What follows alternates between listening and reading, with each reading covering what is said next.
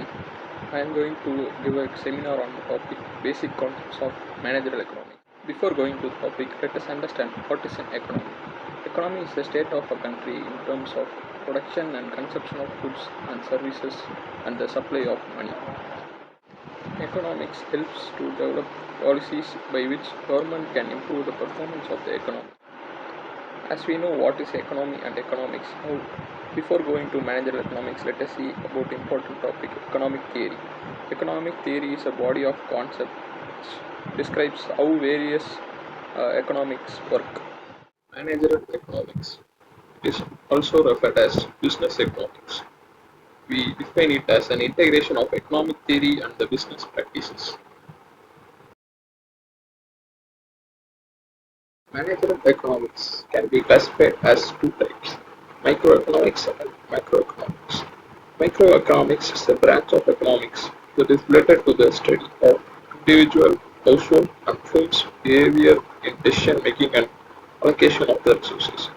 It comprises markets of goods and services and deals with economic issues. It studies the particular market segment of the economy. It deals with various issues like demand, supply, factor pricing, product pricing, economic welfare, production, consumption, and more. It is applied to internal issues.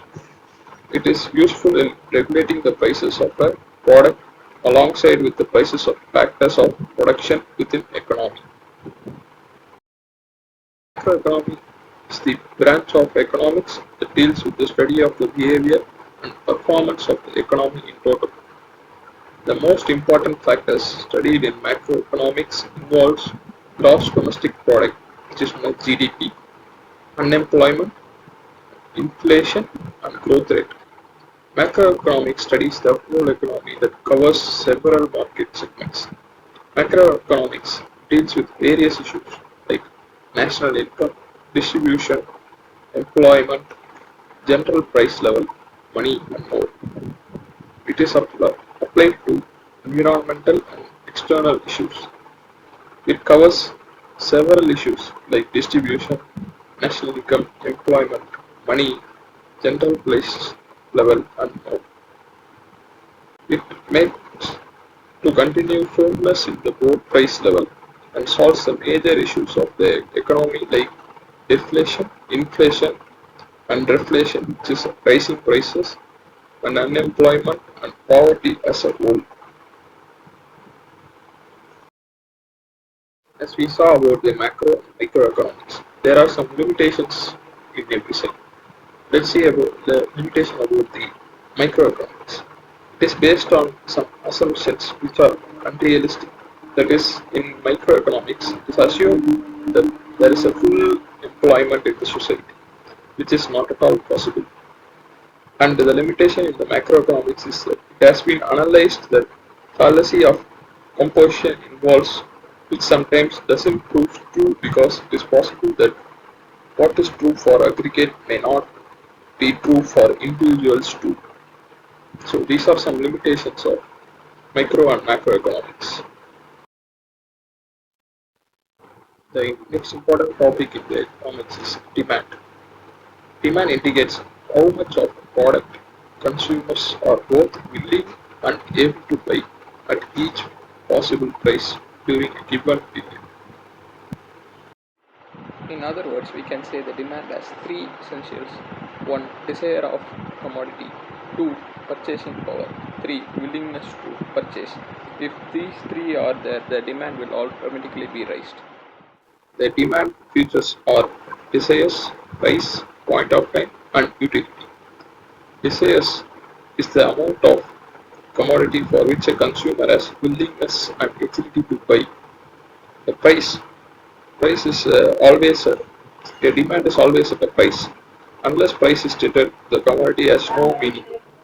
The consumer must know that the price of the commodity. The next point is point of time. The amount demanded must refer to some period of time, like what is the quantity for that period of time. And the last is utility. Demand depends upon utility of the commodity. A consumer is rational and demands only these commodities which provide utility. There are some alternate ways of expressing the demand. Uh, let us see about demand function.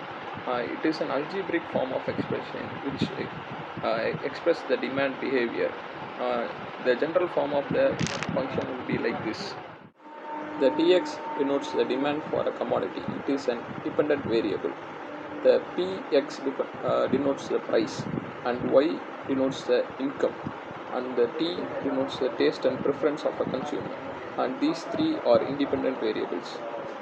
And from this equation, we can clearly get that the demand of the commodity depends on these three independent variables. Another way of expressing the demand is demand schedule.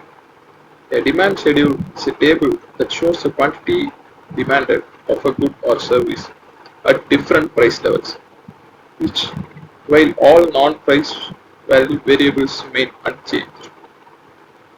This table shows an example of a demand schedule. It has two columns. First column is the price per unit goods, and second column is the quantity demanded per period. The another way of expressing the demand is the demand curve. It is a graphical representation of relation between the price of good and the quantity demanded for a given period of time. As shown, the graph contains the quantity demanded in the x-axis, the price at the y-axis. In other words, a demand graph can also be stated as it is a graphical representation of the demand schedule. I hope with this seminar I have covered all the topics on managerial economics. Thank you.